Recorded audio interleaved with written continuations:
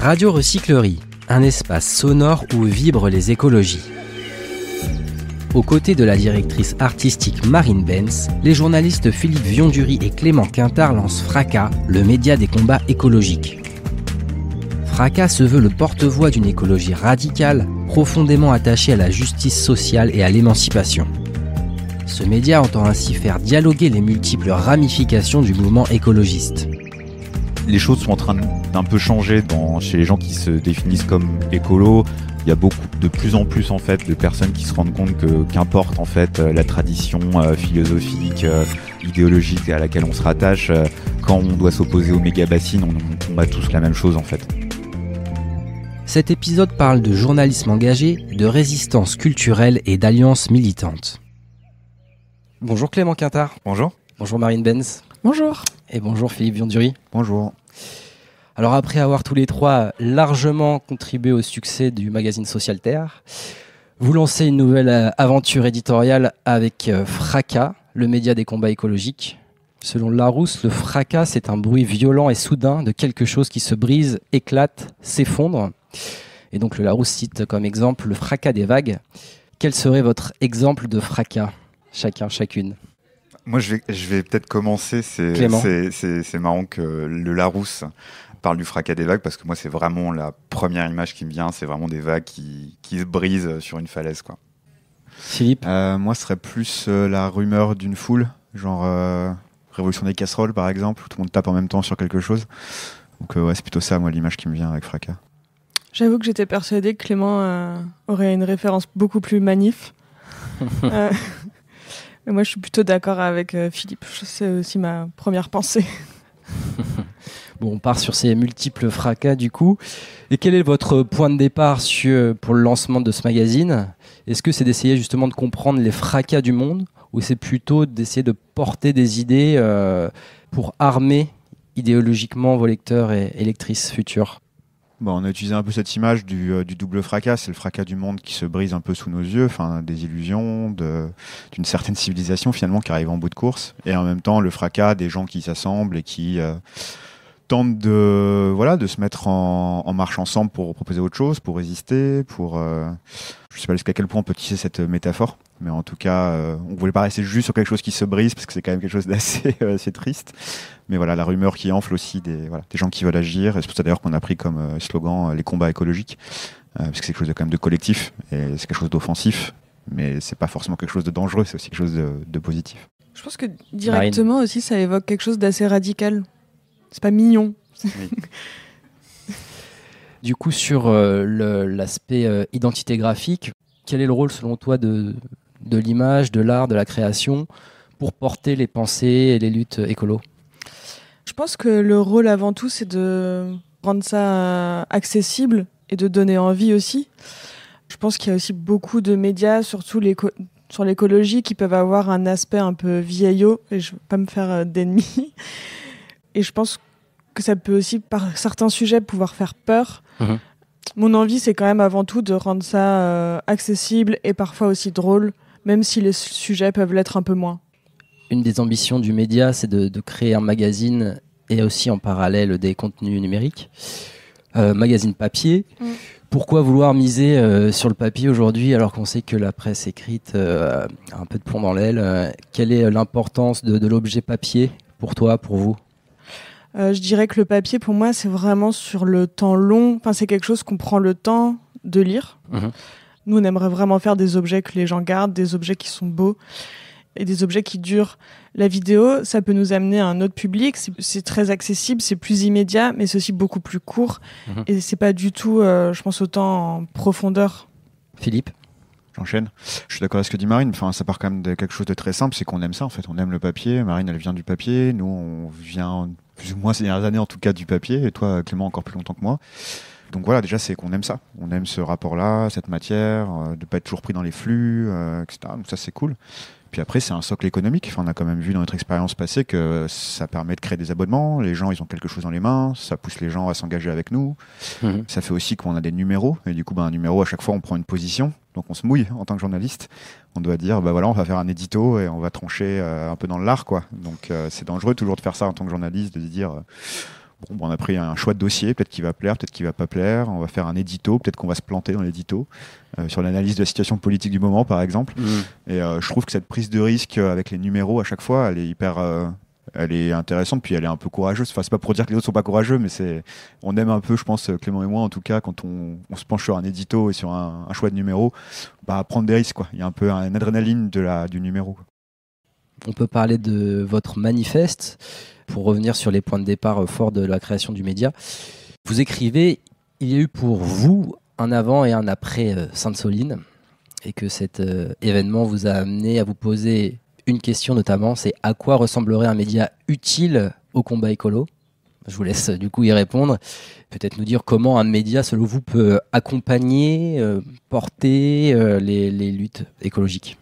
Ouais, c'est vrai qu'on a eu ce questionnement après Sainte-Soline, après avoir assisté à cette répression, à cette violence inouïe qui s'est déversée sur les manifestants présents ce jour-là. Vous y étiez chacun sur place. Tout à fait. Déjà, on était forcément choqués, voire traumatisés pour certains de ce qu'on avait pu voir.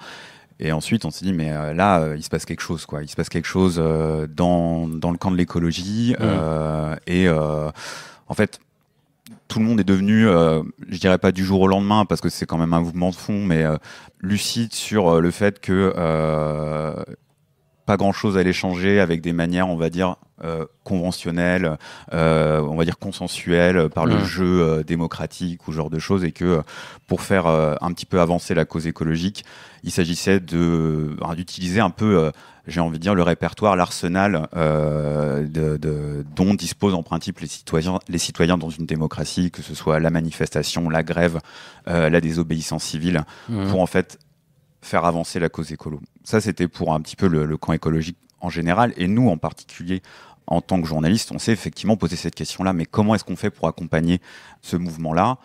Comment est-ce qu'on fait aussi pour éviter que les personnes mobilisées sur les questions écologiques échappent à la répression, se parlent entre eux, etc. etc. Et là, on s'est dit, en fait, faut un peu quitter notre position de journaliste surplombant qui essaye de conscientiser, entre guillemets, les personnes à l'écologie. Non, nous, on a envie maintenant, aujourd'hui, de parler aux écolos. Philippe, tu avais une très belle image, c'est l'écolo à la table du repas de famille, je crois. Je sais pas si tu veux en dire deux mots, mais... Ouais, c'est à lui qu'on s'adresse. Non, mais juste pour déjà enrichir ce que tu dis sur Sainte-Soline, des fois on nous dit vous êtes radicalisés, vous les journalistes, vous les écolos, etc. Non, c'est l'État qui a fait le choix de la radicalisation, c'est l'État qui a fait le choix de la violence, et à un moment c'est difficile je vais pas faire des parallèles avec la Seconde Guerre mondiale et le fait qu'à un moment il y a plus que deux camps à choisir, quoi, mais... Bon, voilà, il y a quand même un moment, on n'a plus trop le choix de rester neutre. D'autant plus quand derrière, moi, ça c'est vraiment en tant que journaliste, peut-être que je l'ai ressenti pour la première fois aussi violemment, c'est qu'en fait, 2-3 jours après Sainte-Soline, il y avait vraiment les interviews de Darmanin à la télé où il niait la vérité documentée par les journalistes sur place, documentée par la LDH, documentée avec les images qui passaient derrière lui, et il disait noir alors que les images montraient blanc. Enfin, et ça, c'est un truc terrible, c'est-à-dire qu'en fait, nous, on documente ça sur place, on est là, on dit quelque chose et on est balayé par une communication performative du gouvernement qui dit ça n'a pas existé. Et en tant que journaliste, on se dit quand même, en fait, c'est quoi notre rôle ? On peut continuer à documenter des trucs dont tout le monde se fout, ou alors on peut aussi s'engager plus dans cette, dans ce combat-là, etc. Moi, c'est quelque chose qui m'a quand même profondément marqué. Et vraiment, c'est là que je pense que j'ai compris la notion de post-vérité pour la première fois. Vraiment, c'est ça, quoi. C'est la négation de la vérité, mais donc là, gros déclic, quoi. Pourtant, on a quand même déjà des médias engagés, indépendants. Je pense notamment à un média qui documente déjà les luttes sur le terrain. Comment ne pas devenir un média écolo en plus ? Qu'est-ce que vous souhaitez apporter en fait à la sphère médiatique ? Nous, c'est vrai qu'on réfléchit un petit peu à cette proposition éditoriale depuis pas mal de mois, et on aspire à proposer quelque chose qui n'existe pas encore en fait. Et à notre sens, effectivement, tu as parlé de Reporter qui documente les luttes au quotidien et qui fait un travail absolument fondamental, admirable. Nous, on est les premiers lecteurs de Reporter, et d'ailleurs, on n'a que des amis dans la rédaction de Reporter. Étant donné qu'on sera un journal papier et trimestriel, en plus bien sûr de nos contenus numériques, nous on aspire à avoir vraiment une approche intellectuelle, analytique, mais pas que, aussi avoir une approche pratique connectée au terrain des luttes, et également avoir cette sorte de critique un peu joyeuse, de ramener un peu de satire aussi dans les sujets, dans les thématiques qu'on aborde, parce qu'en fait, on se rend compte aussi que par les temps qui courent, l'allégresse et la joie qui est arrachée est précieuse et aussi le meilleur carburant en fait pour continuer à se mobiliser sur les combats écologiques.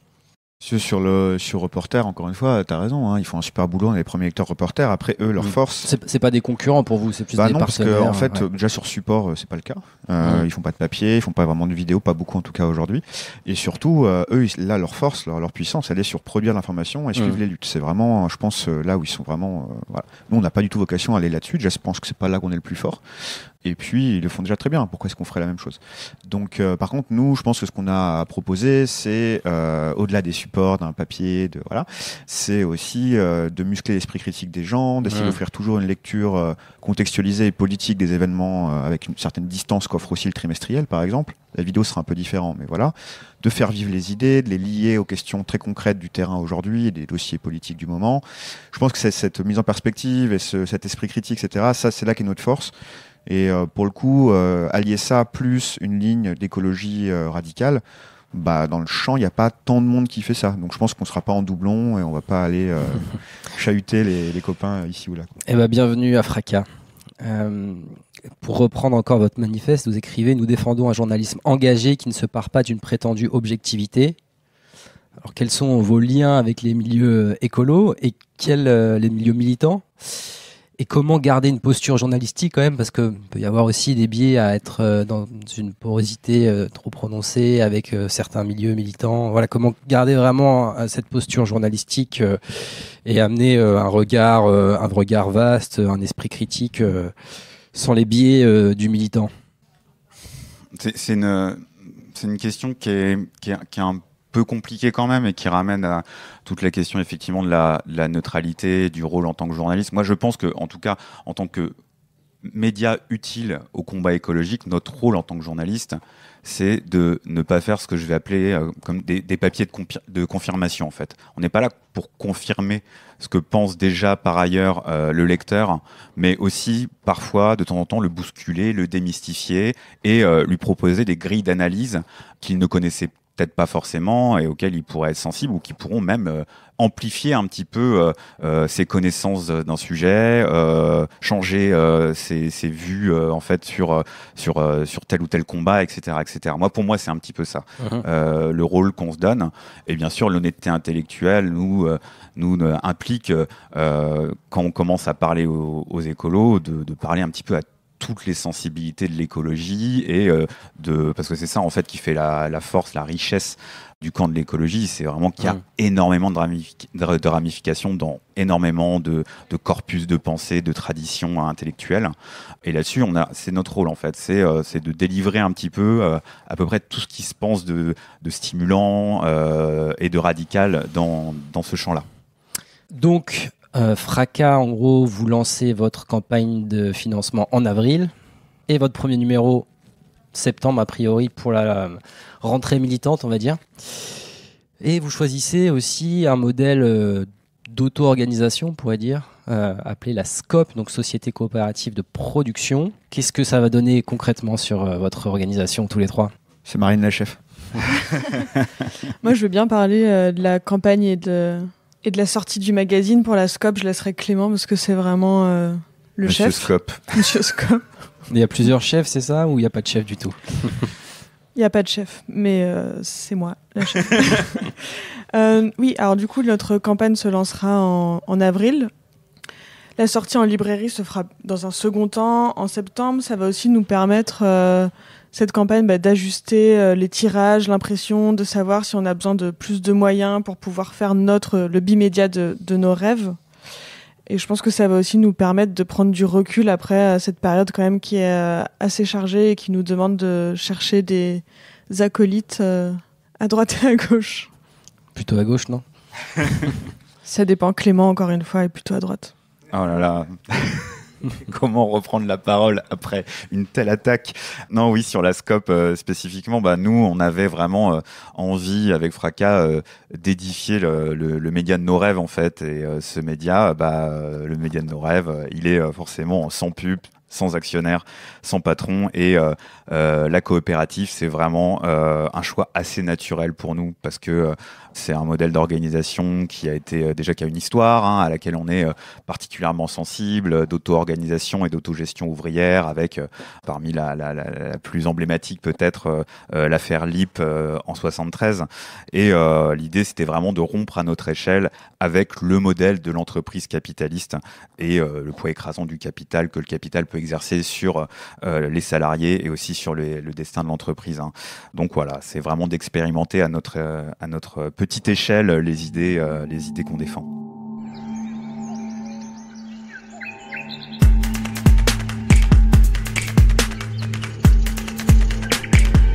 Pour nourrir la discussion, je suis allé recueillir quelques témoignages à chaud dans une AMAP du Maine-et-Loire, l'AMAP de Saumur précisément. Si vous nous entendez les copains à ma pied, un coucou. Je leur ai posé la question, qu'est-ce que l'écologie radicale pour vous ? Qu'est-ce qu'une écologie radicale pour vous ? Et voilà ce qu'ils ont répondu. Ah, écologie radicale, ça c'est fort ça. Je pense à tout quoi, les téléphones, tout ce qui est... faut bannir. Là c'est un peu plus difficile de rejeter ce qui est de notre monde là aujourd'hui et puis faire autrement. Je dirais des manifestations qui sont un peu plus musclées que d'ordinaire parce que la manifestation passive malheureusement elle amène rien, donc est-ce que il faudrait pas un peu plus se montrer les dents? Alors, tu pourras couper des trucs des fois, c'est ça. Parce que j'allais dire, est-ce que la FNSEA qui déverse des camions de fumier sur les ronds-points, c'est radical comme manifestation, mais c'est pas ce que je mets dans l'écologie à mon point de vue. Donc c'est voilà. Et oui, alors écologie radicale pour moi, ça veut dire prendre le mal à la racine, quoi. Du coup, en fait, c'est bien pour tout ce qu'agriculture, les racines, ce mot, ça évoque quelque chose. Et pour moi, l'écologie radicale, ça serait vraiment prendre les problèmes à la source des problèmes.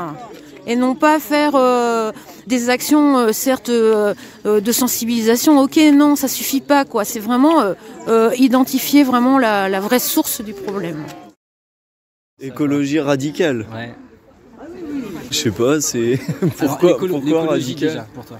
Écologie, je sais pas, ça va avec le maintien de l'environnement, de notre lieu de vie pour moi Et si on amène de la radicalité de l'écologie ? De la radicalité. Du coup, c'est le combat pour éveiller les esprits endormis. Marine, Clément, Philippe, on a le mot combat qui sort à la fin. Comment ça vous fait réagir à chaud ces propos, Philippe ? Bah c'est génial. Si tout le monde pouvait penser ça, on aurait déjà gagné. Non, bah moi je pense que tout est résumé en tout cas dans l'approche que j'ai de la radicalité. C'est radicalité de l'analyse, donc prendre à la racine, et c'est radicalité des actions, c'est-à-dire ne pas hésiter à mettre son corps en mouvement, à proposer sans aller forcément à l'extra-légalité et défendre ça. On va dire qu'en tout cas, manifester son désaccord de façon plus authentiquement vénère que juste voter une fois tous les 5 ans. Voilà, ça c'est important pour nous. Après, ça veut pas dire que c'est alpha et l'oméga. On pourrait revenir sur radicalité, revenir à la racine. On va pas revenir sur le greenwashing. Et je pense que tout le monde a bien compris maintenant que les mesurettes et la pommade, ça réglera rien. Par contre, sur les actes, ça fait beaucoup plus débat. Mais c'est vrai qu'aujourd'hui, on voit d'un œil plutôt bienveillant, évidemment, les mouvements qui vont dans la radicalité, non pas qu'elle soit, encore une fois, l'alpha et l'oméga est la seule manière, mais le soulèvement de la Terre par exemple, ou ce genre d'action, mais c'est qu'elles permettent de pousser le centre de gravité de l'engagement plus à gauche, plus dans l'acte, dans le refus, la résistance, etc. Et il nous semble que c'est hyper important qu'on décale ce centre de gravité-là. Donc après, il y a la théorie du flanc radical, c'est-à-dire que finalement, les plus radicaux rendent plus légitimes des demandes qui hier ne l'étaient pas, parce qu'elles étaient considérées elles-mêmes comme trop radicales. Mais vu qu'il y a plus radicaux que les anciens radicaux, et bah, du coup, ils deviennent légitimes, quoi. Donc voilà, donc, en tout cas, je pense que et dans tous les cas, on ne fait qu'accompagner le sens de la société aujourd'hui et de l'histoire. La radicalité, elle est là dans la société. C'est pas nous qui en faisant la promotion ou la créons.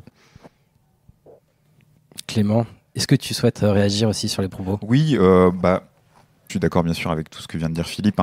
Il y a un témoignage que je trouve super intéressant, c'est celui de de la dame qui parle de la manifestation passive et qu'on n'obtient rien par cette méthode-là, je suis d'autant plus d'accord qu'effectivement on a eu l'année dernière un mouvement contre la réforme des retraites qui en fait a été très très suivi avec des grandes manifestations et finalement qui s'est soldé malheureusement par un échec. Donc il faut toujours se rappeler aussi qu'en démocratie on n'a pas que comme l'a dit Philippe, le vote et la manifestation pacifique comme moyen d'action et que on a tout un arsenal de possibilités en fait pour s'opposer et pour contester en fait l'ordre capitaliste et la politique qui est menée actuellement. Voilà. Marine, est-ce qu'il y a un enregistrement en particulier qui t'a marqué plus qu'un autre, une prise de parole? Je pense que c'est le premier parce qu'on sent un peu la peur. Je pense que le mot radical peut faire peur. Ouais. Et ce que je comprends, mais au final, ça va bien se passer. On est beaucoup plus tous dans notre quotidien, je pense, à ce stade-là. Enfin, on est vraiment... Toute la société devient de plus en plus radicale sans s'en rendre compte. Et que dans nos actions au quotidien et par rapport à nos réactions de tout ce qui se passe en ce moment avec ce gouvernement, on l'est déjà. Et qu'en fait, il suffit de pas grand-chose pour que ça marche. Bon, ça va bien se passer alors. On reste là-dessus. On va garder nos téléphones encore un moment. Il y aura d'autres choses à faire avant. L'écologie aujourd'hui s'exprime au pluriel. Parce que l'écologie, c'est d'abord une science qui est née à la fin du 19e, puis c'est devenu un mouvement politique courant 20e, notamment avec le livre Printemps silencieux de Rachel Carson qui a lancé le mouvement environnementaliste aux États-Unis. Aujourd'hui, on a plusieurs ramifications, comme tu disais, Clément. Écoféminisme, écomarxisme ou autres pensées du vivant. Comment faire dialoguer ces différentes branches de l'écologie ? Les faire dialoguer de manière fertile? Comment créer de la conversation entre ces différents mouvements? Je pense vraiment que c'est ce qu'un média comme le nôtre a peut-être de plus utile à proposer pour le mouvement écolo, c'est justement un cadre, un espace en fait de débat. Je vais pas dire neutre, encore une fois, on va pas revenir sur la neutralité, mais dans tous les cas, un espace où tout le monde peut se sentir en fait écouté et à l'aise en fait pour avancer ses idées, les confronter à d'autres en fait, ce qui est pas forcément le cas tout le temps. Les choses sont en train d'un peu changer chez les gens qui se définissent comme écolos. Je pense qu'il y a de plus en plus en fait de personnes qui se rendent compte qu'importe en fait la tradition philosophique, idéologique à laquelle on se rattache, quand on doit s'opposer aux méga-bassines, on combat tous en fait la même chose en fait. Donc même sans médias, cette convergence entre guillemets entre différentes sensibilités de l'écologie, elle se produit et on la voit nous jour après jour en suivant les luttes quoi. Mais est-ce que vous arrivez déjà à dessiner certaines lignes rouges? Par exemple, on a aujourd'hui quand même des tenants de l'écologie industrielle qui amènent des idées assez construites sur une société qui pourrait se réinventer par l'industrie, par le capitalisme et du coup devenir plus verte. Est-ce que vous vous sentez de faire dialoguer cette écologie-là aussi? Philippe? Non. Non, voilà, je veux dire, nous, on part de certains postulats, de certains axiomes idéologiques, comme le fait que la croissance du capital et de la plus-value n'est pas compatible avec la préservation des conditions d'existence. Donc voilà, donc déjà tout discours qui promouverait ça comme finalité, le capital, non. Après, par exemple, quand tu dis écologie industrielle, de quoi on parle? Parce que, par exemple, je vais prendre un exemple, je sais pas, l'écologie, par exemple, développée aujourd'hui par François Ruffin. François Ruffin, dans son discours, il ne remet pas en question fondamentalement le capitalisme là, aujourd'hui, demain. C'est pas un révolutionnaire, en tout cas dans sa proposition. Par contre, il veut faire un Green Deal à la française. Il y a des choses qui sont intéressantes là-dedans. C'est un discours qui articule autour du travail. Et je pense que le travail comme notion cœur d'un projet écologique commun, c'est quelque chose de très important. Donc je pense qu'il y a beaucoup de choses à aller piocher là-dedans. Et alors moi, il y a beaucoup de choses, je pense qu'on peut faire dialoguer à ce niveau-là. Demain, on aura besoin. Je veux dire, on vit dans une société de 60 millions de personnes en France, 67 millions, je crois. Il y a un moment, il y aura besoin d'industrie, il y aura besoin d'emploi, il y aura besoin de main-d'œuvre, de récup. Il y a besoin d'une industrie. Laquelle? Selon quel principe? Ça, c'est l'organisateur. Quelle finalité? Ça, c'est le vrai débat. Et derrière, en plus, en partant de cette industrie-là, de cette réflexion-là, en tout cas, on peut aussi raccrocher des classes populaires, par exemple. Je veux dire, tous les métiers de la maintenance, de la récup, de la réparation. Il y a un nombre de compétences et de champs de métiers qui sont historiquement populaires et qui sont en fait pour moi les héros de la transition, si on devait utiliser ce mot-là. Il y a un vrai débat, et pour ça, il faut bien sûr dialoguer dans les termes aussi d'un projet industriel. Donc ça ne veut pas dire que c'est pas parce qu'on est technocritique qu'on refuse de parler industrie, etc. Par contre, c'est vrai que vraiment un projet capitaliste vert, non, on ne le fera pas dialoguer, on considère qu'on le dénoncera, on décryptera, mais on ne le fera pas dialoguer avec les autres. Mais certaines sensibilités de l'écologie vont vraiment rejeter cette dimension industrielle, et même certains médias ou certaines maisons d'édition, je pense par exemple à Wild Project qui s'affirme vraiment comme promoteur d'une écologie anti-industrielle. Est-ce que du coup ces pensées-là ont aussi la place dans le dialogue pour vous ? Moi, je viens de la pensée technocritique dans mon parcours, donc je la connais bien, cette pensée. Après, encore une fois, c'est le dialogue. C'est-à-dire que, oui, il y a des courants technocritiques, anti-industriels, etc., dans les mouvances écologiques aujourd'hui, qui ne sont pas compatibles avec d'autres projets, en soi, qui sont conflictuels, en conflit avec d'autres projets écolos. Certes, n'empêche qu'ils savent très bien qu'il faut qu'on avance ensemble. Et quand on parle à des technocritiques, même des bien vénères, ils savent bien on va passer du jour au lendemain à une société non industrielle. Il sait bien qu'il faut faire des concessions. Et globalement, le sens aujourd'hui du mouvement écolo, c'est quand même de faire alliance. Et par contre, pour faire alliance, il faut quand même qu'on s'explique sur ce sur quoi on n'est pas d'accord. Voilà. Si on a juste des grands mots d'ordre d'union et qu'un jour, dès qu'on découvre qu'en fait ça marche pas, et on se tape dessus, c'est contre-productif. Il faut mieux qu'on commence un peu par se taper dessus et dire bon, dans tous les cas, à la fin, il y a des choses où on sera pas d'accord. Mais en tout cas, il y a quand même tout un ensemble de choses sur lesquelles on considère que c'est des priorités stratégiques ensemble. On est d'accord là-dessus, on marche ensemble. Et je pense que c'est ça, un projet aussi éditorial comme le nôtre, c'est de faire émerger ces débats pour permettre des alliances. Mais bien sûr qu'il y a des choses qui sont irréductibles dans des conflits, mais c'est normal, c'est la société, c'est la démocratie.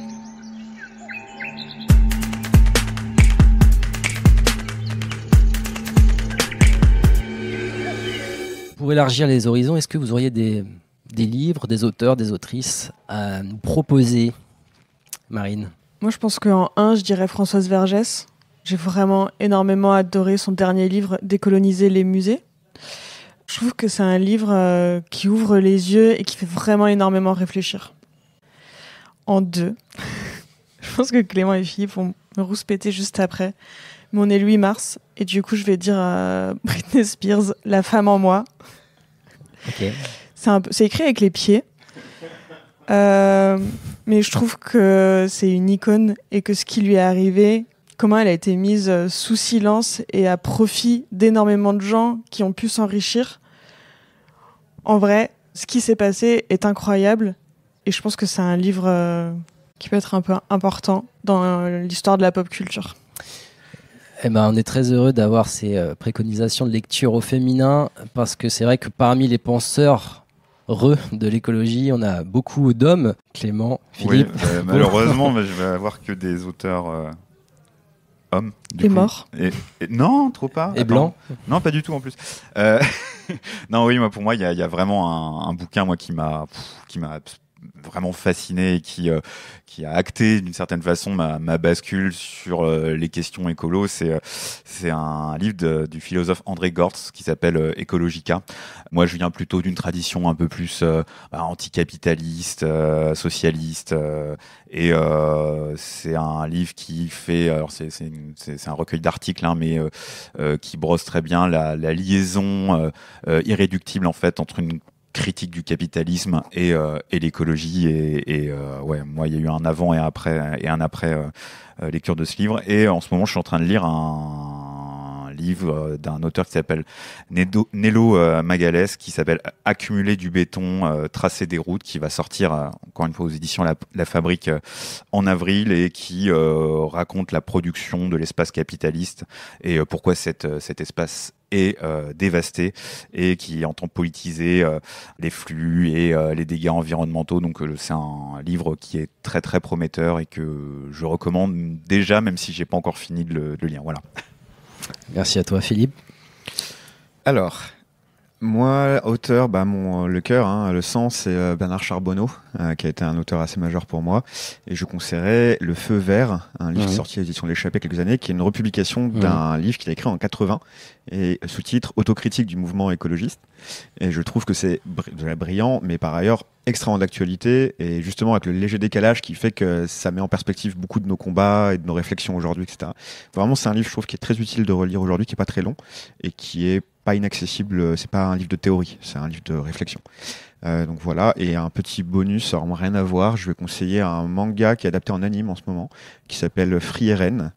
Et voilà, c'est une sorte de fable dans un monde médiéval fantasy. Donc c'est un manga japonais qui reprend les codes du médiéval fantasy, de la quest habituelle avec les donjons, etc. Machin, mais le prend complètement à contre-pied dans une sorte de fable sur le temps, le lien qu'on entretient avec les gens, avec la nature.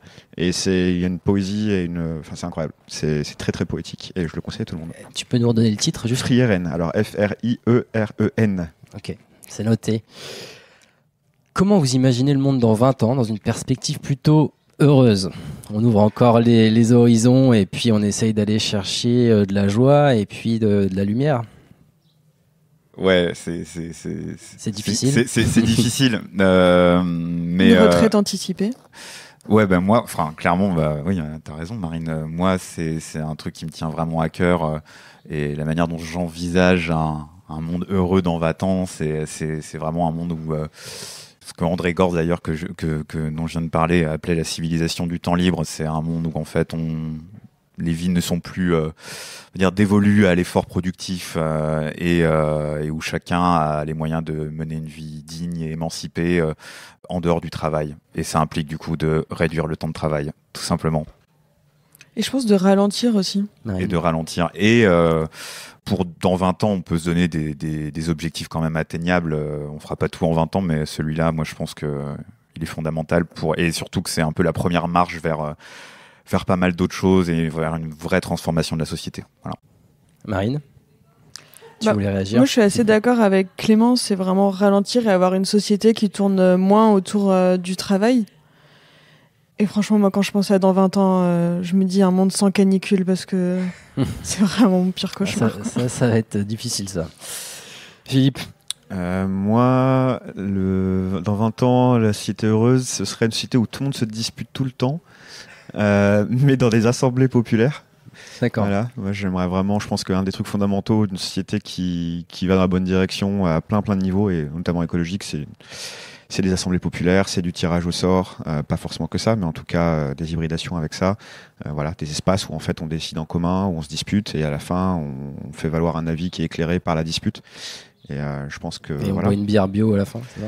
Et on boit une bière bio ou pas, on boit une bière à sans la fin. Gluten. Et voilà, et on se dispute, on remet pas tout pouvoir dans une délégation, dans une représentation, etc. Et on apprend aussi à se disputer de façon saine entre nous. Eh ben merci pour ces horizons. Ultime question pour passer la main au prochain épisode. On reçoit Paul Watson et Lamia Essemlali de Sea Shepherd. Vous êtes journaliste. Est-ce que vous pouvez m'aider un peu sur les questions? Quelles questions vous aimeriez leur poser?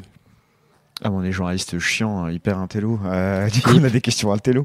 Non, moi, je sais pas, ça m'intéresse beaucoup les sujets écologie / antispécisme, parce que c'est quand même une fracture assez importante qui peut peut-être donner lieu à des alliances, mais qui est pas du tout évidente. Et moi, j'aimerais bien savoir dans quelle mesure eux peuvent comment est-ce qu'ils considèrent les mouvements écolos? À quel point ils considèrent aussi le monde paysan? Est-ce que c'est compatible avec leur combat, leur projet? Est-ce qu'ils se projettent dans une société dans 20 ans, par exemple, où il y a un monde paysan, il y a une pêche traditionnelle, il y a des enjeux de régulation quand même des espèces et des écosystèmes, donc des enjeux écologiques en fait. Voilà, est-ce que ça les trouble? Est-ce que ça les trouble pas du tout et qu'ils sont très contents si ça se produit? Voilà, ce sera un peu ça. Stratégie et société en 20 ans. Clément, est-ce que tu aurais une question? Ouais, mais c'est vraiment une question vache et je veux pas qu'ils m'en veulent parce que je pense que Sea Shepherd sont des camarades avant tout, mais moi je me pose vraiment une question, c'est pourquoi ils ont appelé leur bateau Brigitte Bardot, quoi, qui est pas du tout pour le coup. Je crois qu'ils l'ont revendu maintenant, mais qu'il y a des prises de position, on va dire, pas très sympas et pas très recommandables, on va dire, ces dernières années. Voilà. Bah, moi, je suis pas journaliste, donc je vais juste leur dire j'adore ce que vous faites. Merci. Chouette, merci. Merci beaucoup à tous les trois, Marine, Clément, Philippe, d'être venus à la recyclerie. Merci pour vos idées fracassantes. Et puis, on va vous suivre, vous trouver en librairie bientôt. À bientôt. Merci. À bientôt. Merci. Merci d'avoir écouté cet épisode jusqu'au bout. Pour soutenir Radio Recyclerie, vous pouvez partager l'émission autour de vous, l'évaluer positivement et vous abonner au podcast. Radio Recyclerie met en ondes les foisonnantes discussions enregistrées à la Recyclerie, un tiers-lieu engagé situé porte de Clignancourt à Paris. Venez-y pour prolonger les conversations et faire vibrer les écologies.